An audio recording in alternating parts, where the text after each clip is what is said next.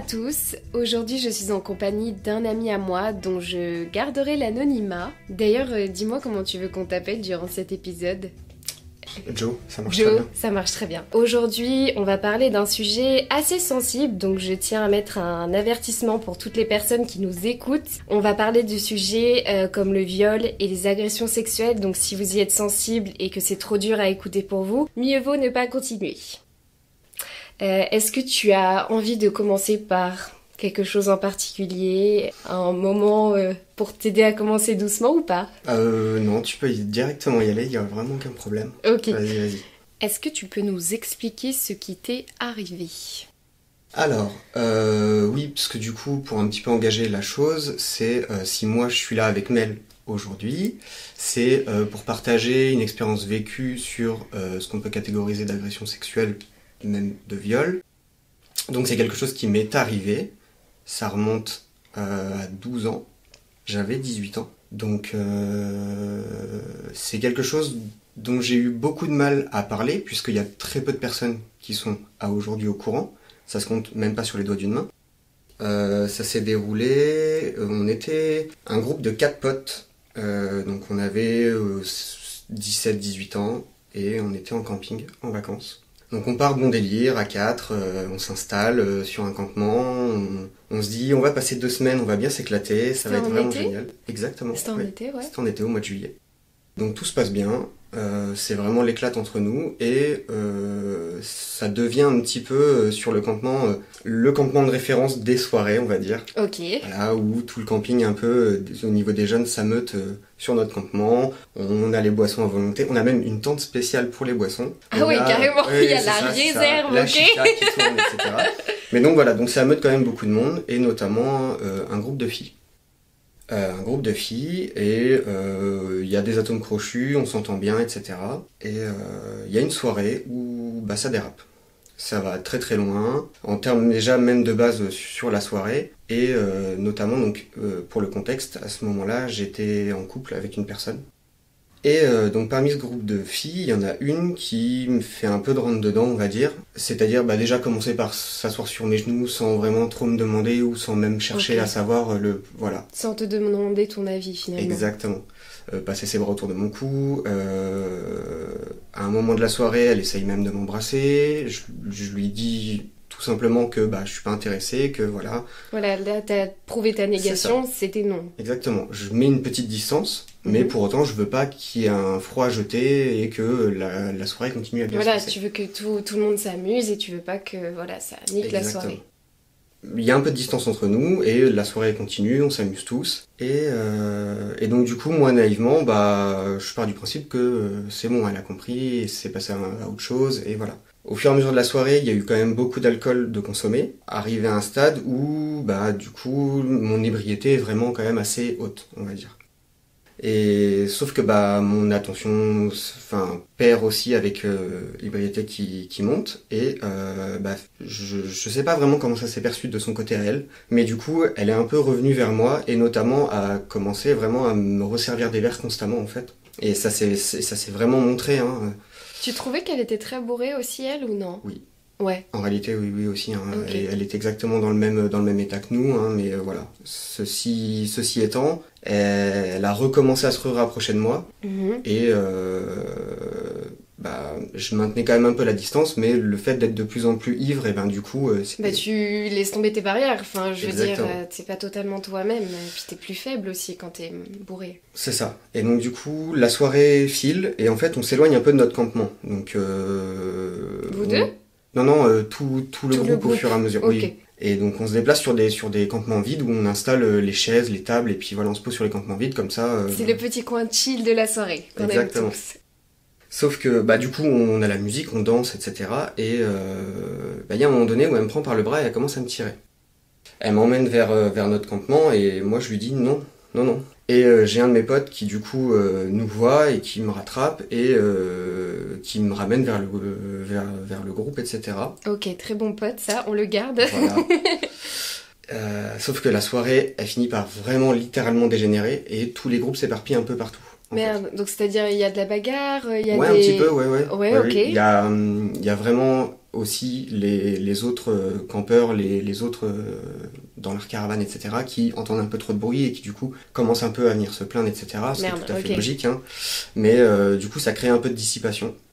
Moi, je commençais vraiment à me sentir très très mal avec l'alcool, etc. Et elle en a profité en fait pour recommencer son stratagème de venir me tirer et de m'amener dans la tente. Et sauf que bah là, du coup, j'étais pas vraiment en pleine possession de mes moyens pour refuser, enfin pas refuser parce que du coup T'arrivais pas à être clair et c'est normal Exactement. parce que t'étais bourré. Hein. J'étais pas dans le consentement, Ouais. mais Et voilà, tu lui avais je me dit suis non laissé- avant. J'étais vraiment pas consentant, mais pour autant, elle m'a traîné parce que j'étais vraiment presque une carcasse, on va dire.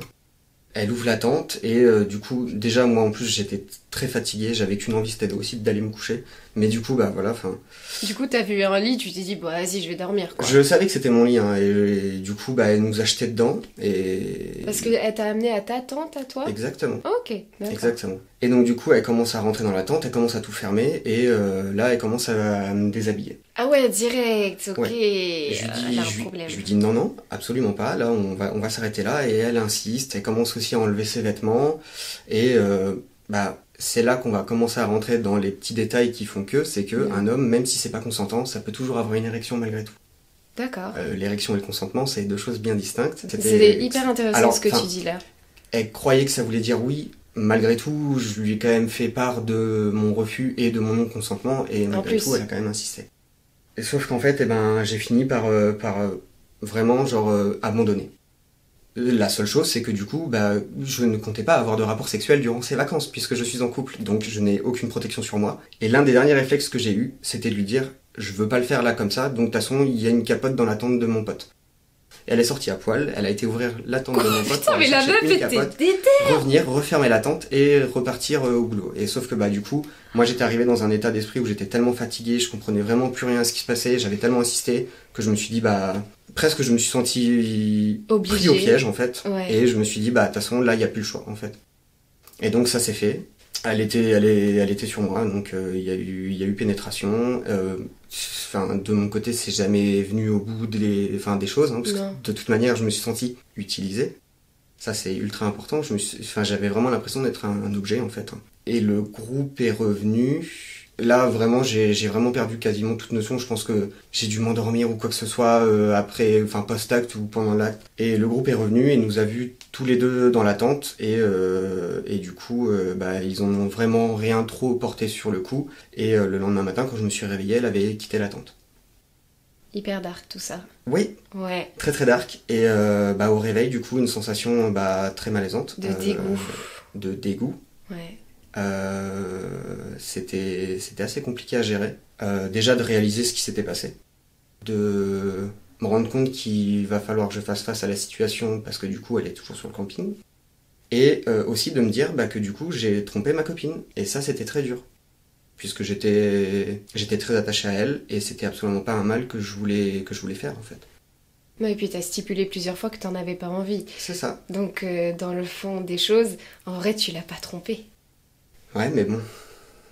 Même si pour toi l'acte a été fait, c'est pas toi qui as décidé de le faire, tu vois. Oui, mais du coup je me suis senti aussi comme étant un peu... Enfin, je vais pas dire l'instigateur de la chose, puisque absolument pas, mais pour autant, je me suis mis dans la situation de perdre le contrôle et de pouvoir me faire utiliser comme ça. Et parce qu'elle était une grosse forceuse. Et du coup, j'ai beaucoup culpabilisé. Sauf que, on est un groupe de 4 mecs. Moi... j'ai couché avec la fille en pleine soirée, etc. Tu vois. Donc à leurs yeux, c'est rien de grave. J'ai juste couché avec une fille, c'est rien, tu vois. Pour eux, c'était, je vais pas dire une victoire, tu vois, mais j'ai sauté la gonzesse, tu vois. Ah ouais, il est cool, Joe, il a fait ça, quoi. Voilà, c'est ça. Donc du coup, un gros décalage entre ce que moi je pouvais avoir ressenti et ce qui se dégageait aux yeux des autres. Et du coup, ça m'a amené à ne pas avoir et envie d'en parler et pas réussir à le faire non plus. Et du coup, j'ai beaucoup intériorisé ça. La fille en question, je l'ai revue le lendemain. Et du coup, première chose qu'elle me dit, c'est du coup, il faudrait peut-être que t'en parles à ton ex. Et en fait, pour elle, c'était acté que, on allait entamer une relation ensemble ou je sais pas quoi. Vraiment, elle est partie dans un délire très très loin. Ok. Donc il a fallu que je lui explique que absolument pas. Elle me dit mais tu vas quand même lui en parler. Je dis ça te regarde pas. Mais par contre je veux plus qu'on ait affaire l'un avec l'autre. Ouais. Donc du coup ça a coupé quand même assez court aux relations. Est-ce que t'as réussi à constater sur le moment que c'était un viol dans ta tête? Non. Et j'ai mis beaucoup de temps, beaucoup, puisque ça fait que peut-être un an et demi que je m'autorise à me considérer ça comme un viol. Et je me suis rendu compte, justement en ouvrant les yeux et en mettant les mots sur la chose, que ne pas le faire en amont, ça a affecté un peu ma vie sur cette dizaine d'années en fait. Puisque, alors j'ai rencontré quelqu'un avec qui j'ai passé beaucoup de temps et à qui j'ai appris à faire confiance et à qui j'ai fait confiance. Mais en réalité, j'ai eu beaucoup de mal à avoir confiance envers les femmes en règle générale. Et c'est tout à fait normal. Et donc du coup, je me suis distancé de mes relations amicales féminines à cause de ça. J'ai toujours été froid et distant avec les femmes, pas de façon méchante, mais toujours pour garder te une protéger. distance. Exactement. J'ai toujours été respectueux envers les femmes, par contre j'ai toujours eu du mal à entamer des relations sociales avec les femmes. Vous parlez jamais de ça entre vous? Genre, merde les gars, il m'est arrivé ça. Comment est-ce que vous en parlez entre gars, entre potos? Eh ben on n'en parle pas. Vous en parlez La pas? preuve, pour preuve, tu vois. Ouais. J'en ai jamais parlé à personne pendant plus de 10 ans et je me serais pas vu le faire. Non pas pour leur regard ou par honte ou quoi que ce soit. C'est juste que moi j'avais en tête le fait que c'était bien fait pour moi, tu vois. Ah mais non, Voilà. mais pas du Et tout. que c'était pas un viol ou quoi que ce soit parce que du coup oui je m'étais mis dans une situation où voilà t'as sauté la meuf durant la soirée etc. Du coup c'était un moyen d'atténuer un peu les choses. Et en fait ce qu'il y a aussi c'est ma sensation c'est que pour un homme c'est compliqué de parler de viol puisque on peut avoir la sensation que les circonstances atténuantes vont être trouvées très facilement. Oui, mais t'avais une érection. Oui, mais du coup, tu l'as forcément aussi un peu aguiché ou tu l'as... voilà, enfin... Et est-ce que t'as été en parler à tes parents? Non. Non. Non. Un professionnel? Non plus. Non plus. C'est trop dur? Je pense que ça l'a été, puisque j'en ai pas parlé pendant plus de 10 ans à personne. Et à aujourd'hui, ce serait pas dur. Mais j'ai fait un travail sur moi-même déjà. Je pense qu'avec un professionnel, ce serait complet ou quoi que ce soit, mais aujourd'hui, je me sens presque en phase avec la chose. J'en veux pas non plus à la personne en soi, parce qu'elle était en état d'ébriété aussi. Je pense qu'elle était aussi en détresse sexuelle, en réalité. Je pense très fortement à ça. Mais je pourrais lui en vouloir et en attendre un retour ou quoi que ce soit. Mais je me sens en phase avec ça maintenant et j'ai réussi en fait à passer outre, à faire avec on va dire plutôt. Parce que je pense pas qu'on puisse non plus l'effacer ou vraiment complètement l'oublier, mais au moins il faut faire avec et avancer et faire la part des choses. C'est ultra important. Dans mes relations intimes post cet événement, j'ai beaucoup eu la sensation de devoir être un objet justement, ou devoir être d'être vu encore comme ça de plaisir et ça s'est un peu ressenti de dans moi. tes relations qui ont suivi. C'est ça, et je travaille quand même beaucoup dessus, mais c'est beaucoup plus de penser à l'autre et pas à moi en fait. Quasiment de m'omettre de la relation intime pour l'autre en fait. Alors qu'une bonne relation sexuelle, c'est quand les deux kiffent. Exactement. Est-ce qu'il y a des choses en particulier qui t'ont aidé pour aller mieux? Comment t'as fait pour te reconstruire intérieurement? Eh bien, alors, c'est assez cocasse, on va dire. Tous les étés, là, depuis 2 ans, tous les étés depuis 2 ans, je vais reformuler. Depuis 2 ans, j'aime faire des grandes randonnées dans les Alpes, admettons. Là, ces 2 dernières années, là, c'était dans les Alpes. Et donc c'est une semaine de randonnée où on est face à nous-mêmes, on est livré à nous-mêmes aussi, on a tout notre pactage, nos tentes, de quoi dormir, de quoi manger. On passe une semaine comme ça, et les journées c'est monter des montagnes, descendre des montagnes, monter des montagnes, descendre des montagnes. Et donc du coup il y a beaucoup d'introspection qui se fait durant ce temps de montée, c'est des randonnées de 8 heures par jour. Donc pendant 8 heures, même si on est un groupe, on est chacun face à nous-mêmes durant la montée. Exactement. Et donc du coup il y a beaucoup, comme je te dis, d'introspection qui se met en place, et beaucoup de remise en question aussi. J'ai profité de ce moment-là pour refaire un peu le pas sur toute ma vie, entre guillemets, et ma vie contient ce passage-là, entre guillemets. D'accord. C'était comme une grande méditation finalement. Exactement. Et c'était le moment aussi de me retrouver en paix avec moi-même. Et donc du coup, ce cas a été à traiter, pas d'urgence, pour me retrouver en paix avec moi-même. Oui, voilà. C'est pas sur les premières journées de randonnée, hein. Ça s'est fait quasiment sur la fin, sur les derniers jours, où je me suis dit, bon, faut que je m'attaque à ce sujet-là. Et j'y ai repensé, j'ai refait un peu le pas, j'ai pris du recul, et j'ai réussi à mettre un mot dessus, en me disant, mais en réalité, c'est ça. Hein. C'est pas autre chose, c'est ça. J'ai été abusé sexuellement. Et c'est pas de ta faute, surtout. Et ce n'est pas de ma faute. Quel conseil tu aimerais donner aux personnes qui ont vécu la même chose que toi ? Tous les cas un peu classiques, hein, réussir à en parler à son entourage. C'est à savoir, auprès de son propre entourage, à qui se confier en premier ou même seulement. Et après, c'est comment aborder les choses. Moi, ça s'est fait avec mon ex à l'époque. Parce que du coup, en fait, en gros, suite à ça, on a toujours gardé un bon contact et on a toujours été le plus honnête possible, puisque de toute manière, c'était quelque chose que je lui avais caché jusque-là. Oui. Et donc, j'arrivais pas à mettre les mots. Elle était au courant de l'événement qui s'était passé, mais du point de vue de mes potes. Parce que du coup, elle côtoyait mes amis. Et donc, cette histoire est bien ressortie en soirée, etc. Voilà, mais sous leur point de vue. Et donc, du coup, elle a toujours eu ce point de vue-là de moi. Comme quoi tu l'avais juste trompé et basta. Oui, voilà, c'est ça. Mais c'était pas la personne avec qui, avec qui j'étais à l'époque. Celle d'après. C'est ça. Okay. Celle avec qui j'ai passé un certain nombre d'années quand même. Eh bien, elle avait cette histoire de cette écho-là, en fait. Et donc du coup, il a fallu que je lui dise que finalement, en fait, c'était pas mon ressenti à moi.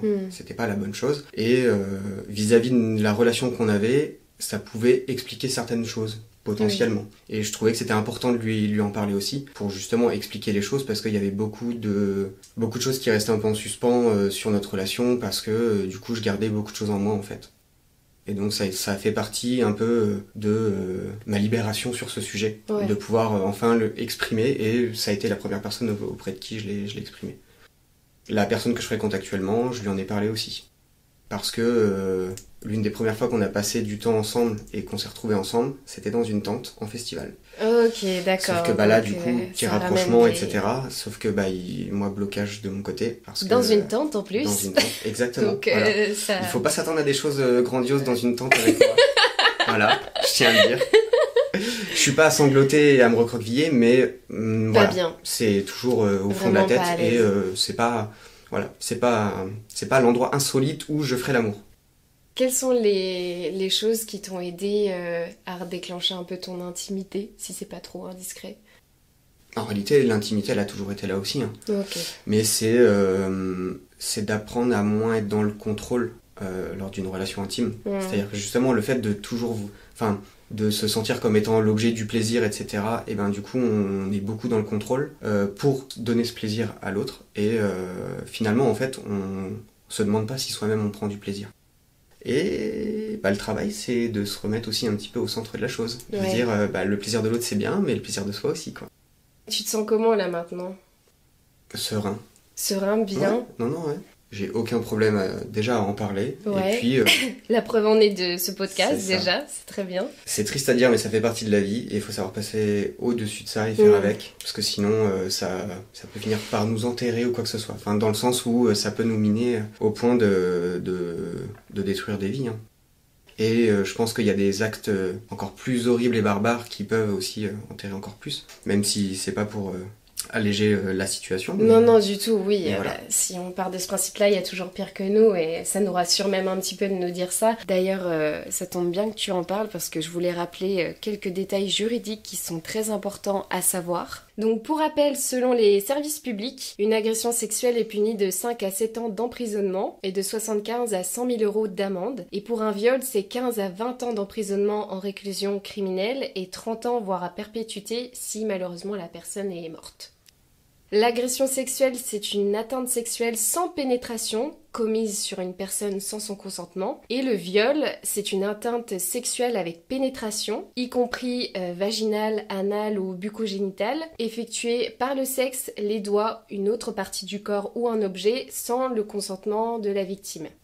Il n'est pas nécessaire qu'il y ait des actes de violence pour qualifier un acte de pénétration sexuelle de viol. Il suffit que la victime n'ait pas donné son consentement ou qu'elle n'ait pas été en état de donner une réponse claire, et cela même si elle est en couple. parce que ça c'est important de le préciser, parce que ça va être mon tour. Bon, mon Dieu, ces moments-là, c'est un peu chaud, mais bon. Donc malheureusement, moi aussi, j'ai été victime du coup d'un viol. J'étais avec un partenaire depuis 4 ans où il y a eu beaucoup déjà des bases de... Attends, je reprends parce que je suis un peu sous le coup de l'émotion. Bon, désolée, je suis obligée de reprendre cette partie-là en voix off car j'ai eu beaucoup trop d'émotions qui sont arrivées et j'en ai oublié des détails très importants, donc je me permets de reprendre ici. Alors, effectivement, j'ai été en couple 4 ans avec un gars plus âgé que moi. J'avais 17 ans quand on s'est mis ensemble et lui 24. Durant notre relation, il y a eu 3 séparations causées par sa faute. La première, il a tout simplement mis un terme à notre relation au bout de quelques mois car il disait qu'il n'était pas amoureux. J'ai appris des années plus tard que c'était pour aller voir d'autres filles et retourner par la même occasion avec son ex. Ex qui, au final, a fini par le rejeter. Est-ce qu'on est étonné de sa décision? Vous allez comprendre que pas vraiment. Résultat, il décide de retourner dans les bras d'une nana qui apaise sa blessure du rejet, c'est-à-dire moi-même. La deuxième fois, on aurait pu, sincèrement, vivre très heureux ensemble à partir de ce moment-là, parce que je l'avais récupéré, j'étais amoureuse de lui comme jamais. Ça aurait été une très belle histoire d'amour, honnêtement, s'il n'avait pas osé lever la main sur moi.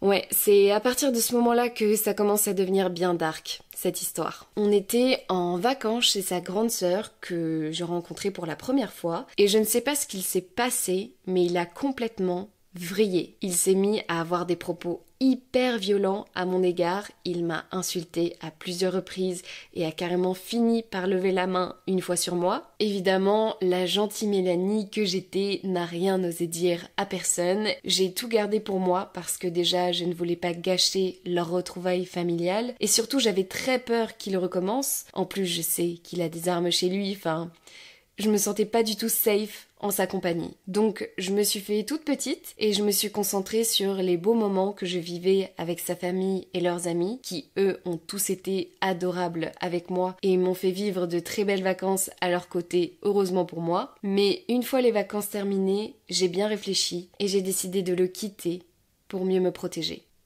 Et là vous allez me dire, mais Mel, comment ça se fait que tu aies pu retourner avec lui après tout ce qu'il s'est passé ? Écoutez, c'est simple, déjà quand on est amoureux, on est complètement aveugle, c'est une réalité. Et pendant 6 mois, il a voulu me récupérer tel un vrai film de drama romance. Il se pointait devant mon lycée avec des roses à la main, il déposait devant ma porte des tas de cadeaux, des bouquets de fleurs, des lettres d'amour.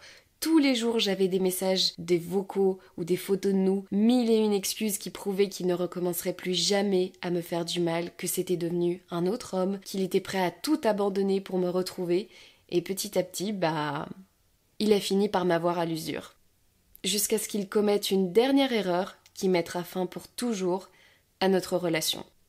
C'était un matin, j'avais pas passé une bonne nuit parce que j'étais malade. J'avais un rhume, donc de la fièvre, le nez qui coule toutes les 2 secondes et j'avais très mal à la tête. Donc il se réveille et se rapproche de moi en position cuillère, donc lui est derrière moi. Et faut savoir qu'on s'était endormi nu la veille. Donc là, je me rends vite compte que c'est pas pour faire un câlin qu'il vient me voir. Donc je le stoppe direct et je lui dis que non, j'en ai pas envie. Et là, il me dit « Ah mais non, t'inquiète, c'est juste pour faire un câlin. » Du coup, je suis en mode « Ok, nice, il a compris. » Donc, je referme les yeux. Quelques minutes après, je sens son souffle près de mes oreilles qui s'accélère et ses parties intimes qui se frottent contre moi avec insistance. Et là, je me retourne et je lui dis « Non mais là, par contre, t'as pas compris. Je n'ai vraiment pas envie de le faire. Je suis malade à crever, donc il y aura rien. » Et là, il me dit « Non mais t'inquiète, en vrai, je fais juste des câlins. » Il y a rien. Bon, ça me saoulait très clairement de le laisser se frotter contre moi, mais comme j'étais fatiguée, éclatée par mon rhume et que ça faisait quand même 2 fois que je lui disais non, au bout d'un moment, c'est mon chéri, c'est mon amoureux, un homme en qui je peux avoir confiance. Je lui ai fait part 2 fois de ma négation, donc je peux m'endormir en toute tranquillité à ses côtés, n'est-ce pas ? Eh bien, c'est ce que je pensais, jusqu'à ce que je sente qu'en fait, il était rentré en moi, sans mon consentement. Ça s'est passé très vite, fort heureusement pour moi, en quelques va-et-vient, c'était terminé. Il m'a ensuite lâché comme un vulgaire mouchoir pour se retourner et s'endormir, mais le peu que ça a duré, je peux vous jurer que ça m'a vraiment traumatisée. Parce qu'à ce moment-là, j'ai perdu totalement confiance en tous les hommes en général. Et ça a été un long, très long processus de guérison pour m'en remettre. J'ai eu des séances de psy, de sophrologie. J'ai également repris la danse pour me réapproprier mon corps. Je suis restée 1 an sans avoir de relations sexuelles parce que j'étais bloquée de ce côté-là. Et ce qu'il faut comprendre aussi, c'est que déjà c'est compliqué d'être une femme au quotidien. Je veux dire, entre le harcèlement qu'on peut vivre dans la rue, dans les transports, entre les remarques sexistes et misogynes qu'on entend à longueur de journée, plus les inégalités hommes-femmes, si on rajoute à ça le fait que je ne peux même pas avoir confiance en mon propre copain, surtout en ce qui concerne le consentement dans les relations sexuelles, mais en qui je peux vraiment avoir confiance alors? C'est une réelle question. En qui je peux vraiment faire confiance après avoir vécu tout ça? Je me suis retrouvée vraiment près de court. Il m'a serré fort dans ses bras pour me bloquer pendant qu'il rentrait en moi. Et j'aurais clairement pu lui foutre un gros coup dans les couilles à ce moment-là. Mais mon corps s'est complètement verrouillé. Je me suis retrouvée complètement figée, comme une vraie statue. J'avais totalement quitté mon corps, comme pour prendre du recul sur la situation. Et je me disais, non mais putain. Dites-moi que je suis dans un cauchemar et que je vais me réveiller. Dites-moi qu'il a pas fait ça, pas après tout ce qu'il m'a promis. Je me suis sentie utilisée, salie, humiliée, rabaissée, brisée en 1000 morceaux parce que c'est pas comme si je lui avais pardonné le fait qu'il me quitte pour aller voir d'autres filles, qu'il m'ait insulté, levé la main sur moi et que là, au bout de 4 ans de relation et tous les efforts que j'ai faits pour préserver notre couple, il finisse par abuser de moi. Ça m'a anéanti de me rendre compte que mon propre copain, l'homme en qui je suis censée avoir le plus confiance dans ma vie, m'avait violée.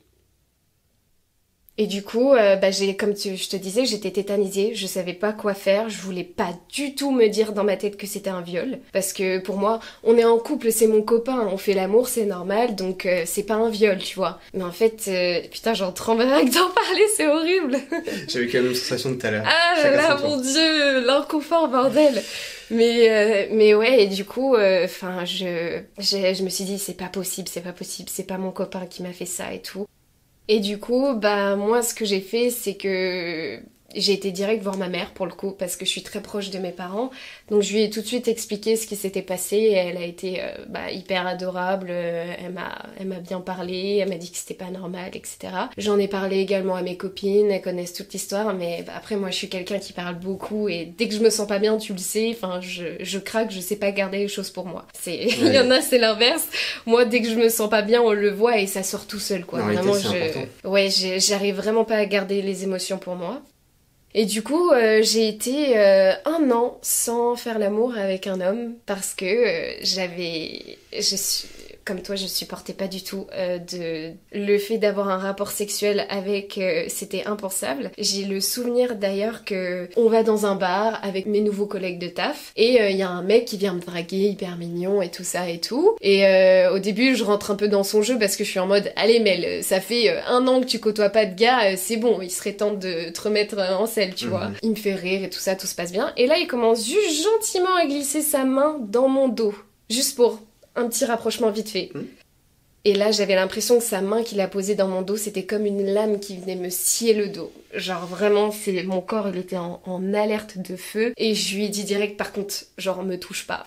Genre, j'ai été hyper horrible avec lui, mais j'y peux rien par rapport à ce que j'ai vécu. C'était vraiment compliqué. Ça m'est beaucoup arrivé, ce genre de situation avec des gars qui essayaient de tenter des rapprochements avec moi. Et je disais, non, je peux pas. C'est au-dessus de mes forces, je peux pas.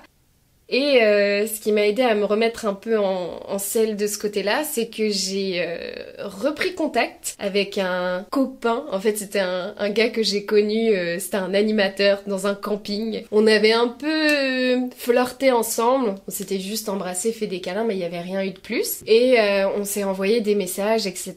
Et il me disait qu'il avait beaucoup envie de me revoir. Ça faisait genre des années qu'on s'était pas revus. Et du coup, je me suis tapé une DTR. Je sais pas, on parlait bien par message, il y avait un bon feeling et tout. Okay. Et du coup, je me suis dit, vas-y, je veux le voir, tu vois. Et puis, s'il se passe un truc, tant mieux. Mais dans ma tête, j'étais en mode, il se passera rien parce que je connais mon corps, tu vois, voilà.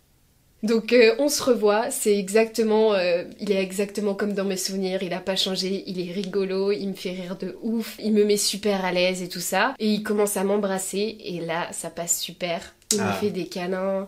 Et en fait, je pense que comme je l'ai connu avant et qu'il a montré des signes de gentillesse, de tendresse, qu'on n'a rien fait ensemble, mais on flirtouillait un petit peu ensemble, ça m'a directement mis en confiance et c'est lui qui a réussi à me débloquer le truc. Ce qui est drôle, c'est que quand j'en parle, du coup, j'avais pas fait l'amour avec un gars depuis 1 an et je l'ai fait de 20h à 6h du matin avec lui. Ok, rattraper le temps perdu. C'était ouf, genre vraiment je me suis dit waouh putain pour une reprise c'était vénère quand même. Genre vraiment c'était, on se parlait, mais tu sais des discussions profondes que t'as au lit tu vois. Genre vraiment on parle de nos vies, de nos rêves, c'est super beau tu vois ces moments-là. Et du coup après bah on se rembrasse, on se cherche un petit peu et tout ça, on se chauffe un peu, on le refait et on a fait que ça de 20h jusqu'à 6h dans le lit. Et c'était trop magique genre. Après, malheureusement, c'est pas quelqu'un qui peut se poser et qui a envie d'une stabilité. Il a été honnête de me le dire. Mais en tout cas, je l'ai toujours beaucoup remercié pour ça. C'est lui qui m'a aidé vraiment à guérir mon petit cœur et même mon intimité sexuelle. Genre vraiment, c'est lui qui a réussi à me remettre en confiance avec les hommes actuellement. Donc voilà, donc tout ça pour vous dire qu'il y a plein de choses pour vous aider à vous remettre de tout ça. Toi, ça a beaucoup été de marcher, par exemple, et d'en parler un petit peu à tes partenaires aussi. Oui. Et le temps, meilleur remède, évidemment. Ouais, oui. Hein. Laissez-vous du temps, c'est hyper important. Et écoutez aussi vos envies. Enfin, je veux dire, si vous n'avez pas envie de côtoyer une meuf ou un gars pendant tant d'années, on s'en fout de pas avoir de rapport sexuel et tout ça. Forcer les choses ne résout rien. N'arrange rien, hein, vraiment pas. Dès que vous sentez que vous avez la possibilité et la capacité à en parler, il ne faut pas hésiter à le faire. Et surtout, ne pas culpabiliser. Non, même quand vous n'arrivez pas encore à en parler, etc. Surtout, essayez de se déculpabiliser au maximum. Prendre du recul et relativiser sur le fait que ce n'est pas de notre faute. Oui. Et d'ailleurs, je voulais terminer par vous informer que si vous souhaitez que l'auteur de votre agression ou violence sexuelle soit poursuivi en justice, vous pouvez déposer plainte auprès du procureur de la République par la police ou la gendarmerie. N'hésitez pas à vous faire accompagner d'un proche de confiance pour vous aider dans cette démarche. C'est toujours plus agréable quand on a quelqu'un qui est là pour nous soutenir dans ces moments-là. Si après le juge d'instruction estime qu'il existe assez d'éléments pour considérer qu'il y a eu viol, ça peut être des témoignages, des traces ADN avec examen médical, du dépistage ou des captures de mails, SMS, enregistrement de conversation, même si c'est à l'insu de l'auteur. L'affaire sera ensuite envoyée devant une cour d'assises ou devant une cour criminelle. Faut savoir aussi que si vous remplissez les conditions de ressources, vous pouvez bénéficier d'une aide financière pour payer vos frais d'avocat grâce à l'aide juridictionnelle. Et vous pouvez également obtenir des conseils pour la préparation de votre dossier et sur l'aide juridictionnelle auprès de la maison de justice et du droit. Et enfin, pour terminer, peu importe comment le procès se termine, soyez fiers de qui vous êtes et prenez soin de vous. Si vous le souhaitez, vous pouvez en parler sur des groupes d'aide aux victimes, à des potes, à des associations, à votre partenaire, des professionnels, de la famille. Il y a aussi le site Parcours Victime qui est extrêmement bien fait pour ça.